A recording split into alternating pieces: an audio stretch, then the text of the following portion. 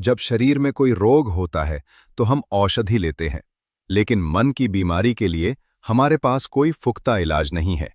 लेकिन तुम आयुर्वेद के सलाहकार से पूछो, अगर मन में बेचैनी है, विचारों का उहापोह चलता है, तो वो भी तुम्हें औषधि से राजी कर लेते हैं। लेकिन दवाई मन तक जाएगी कैसे? यही दिक्कत हो जाती है। मन की रुग्णता का एक ही इलाज है ध्यान, होश, विवेक, समझ, जो भी नाम देना चाहे।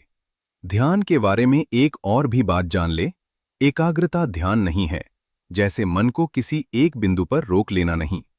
ध्यान है होश, तुम्हारा बोध, जो भी मन में घटता है उसे होश से देखना, देखते रहना, चुपचाप लड़ना नहीं। अपने मन से नहीं तो जाल में फंस जाओगे। सिर्फ देखना भर, जिसे बुद्ध ने स्मृति कहा है, मौजूदगी भर। उसी ध्यान जो सुबह किया उस विस्तार देना। भोजन करते वक्त होश, चलते वक्त होश, जो भी करना होश से। जिसे कृष्ण ने कर्म में कुशलता कहा है, क्योंकि होश से करोगे तो कुशलता होगी ही। कोई पूछे तो बोलो समझ में आता है, लेकिन अकेले हो, मन चलता रहता है, अपने को ही सवाल जवाब देते रहते हो। पैर चलते हो काम के, लेकिन बैठे हो। हिलते रहे तो ये बेहोशी नहीं है, लेकिन मन चलता रहता है।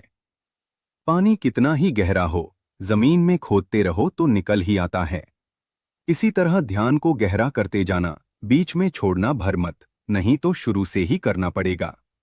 लेकिन मन का नियम है, या तो शुरू करता ही नहीं, टाल देता है, करता है तो अधूरा छोड़ देता है।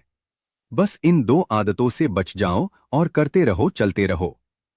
अब तो शरीरवादी भी कहने लगे हैं कि दो आदमियों को अगर एक ही बीमारी हो तो भी एक जैसा इलाज नहीं हो सकता। शरीर और मन एक ही सिक्के के दो पहलू हैं। मल्टीसाइक, अगर शरीर में रोग है तो मन से स्वस्थ नहीं रह सकता ज्यादा देर तक। और आज नहीं, कल तुम्हें मानसिक रोगों का इलाज करना होगा, वह भी ध्यान से, और कोई उपाय नहीं है। कैसी समझदारी! अगर दुख का पता है, इलाज का पता फिर भी नहीं करते तो दुख झेलो फिर, लेकिन याद रहे जिम्मेवार तुम ही हो, कोई और नहीं है। यही बुद्ध का दर्शन है। उन्होंने भगवान को इनकार किया ताकि तुम किसी को दोषी न ठहरा सको।